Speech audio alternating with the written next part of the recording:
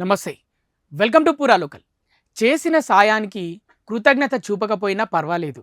ద్రోహం చేస్తే ఇప్పుడు అదే పని చేసింది తుర్కియో. 2023లో ఆ దేశంలో భారీ భూకంపం సంభవించినప్పుడు సాయం ప్రకటించిన తొలి దేశం భారత్.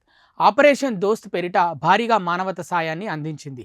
బాధితులకు ఆహారం, మందులు సరఫరా చేయడానికి ప్రత్యేకంగా కిసాన్ డ్రోన్లను మోదీ ప్రభుత్వం పంపింది.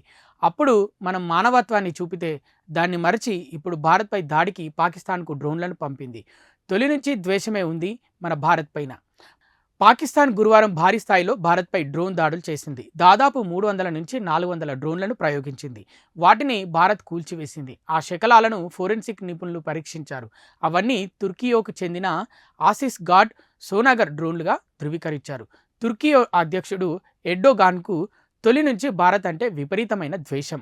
ఆ విషయాన్ని అనేక సందర్భాల్లో ఆయన బహిరంగంగా వ్యక్తం చేశారు. పహల్గామ్ ఉగ్రదాడి జరిగిన తర్వాత ప్రపంచమంతా ఉగ్రవాదుల చర్యలను ఖండిస్తున్న సమయంలో పాక్ ప్రధాని షెహబాజ్ షరీఫ్ను ఎర్డోగాన్ కలిశారు. ఆ దేశానికి వత్తాసు పలికారు.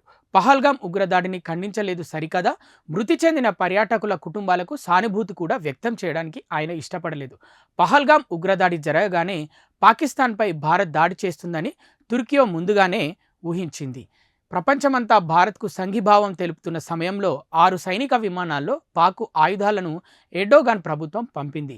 తుర్కియో C-130E హెర్క్యులస్ విమానం గత నెల 28న పాకిస్తాన్లో దిగిన విషయాన్ని అంతర్జాతీయ గగనతల నిఘా సంస్థలు కూడా గుర్తించాయి.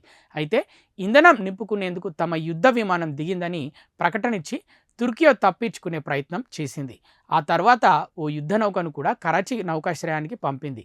ఇప్పుడు ఆ ఆయుధాలనే భారత్పై పాకిస్తాన్ ప్రయోగిస్తుంది. పహల్గామ్ దాడి జరిగిన తర్వాత ముస్లిం దేశాల్లో తుర్కియో, అజర్బైజాన్ మాత్రమే పాక్కు మద్దతిస్తూ ప్రకటనలిచ్చాయి.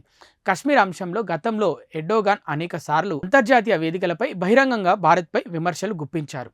ఇవి ఇప్పటివరకున్న అప్డేట్స్. మరిన్ని అప్డేట్స్ కోసం చూస్తూనే ఉండండి పూరా local, your choice for local voice.